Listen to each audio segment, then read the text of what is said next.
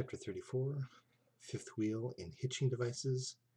Day 1, Video 3, Sliding Fifth Wheel. So here we've got a fifth wheel plate and semi-oscillating here, and it is mounted to a slider. So this slider will be bolted onto the frame of the tractor, and then we've got some notches and stuff here that allow us to pull the pins that engage those teeth here on both sides and allow this fifth wheel to move forward or back over the frame and then re-engage the locking pins here and hold it in place. So what we could have is we've got one drive axle here and one drive axle here. It allows us to change the location of where we put the load from the trailer through the fifth wheel plate onto the tractor,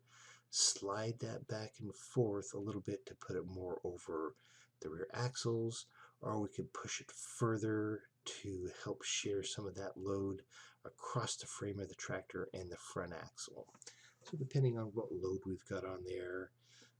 we can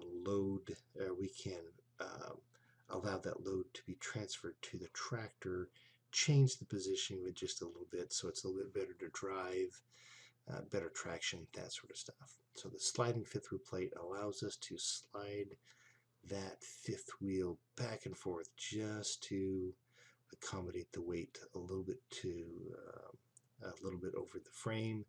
again, and over the drive axles.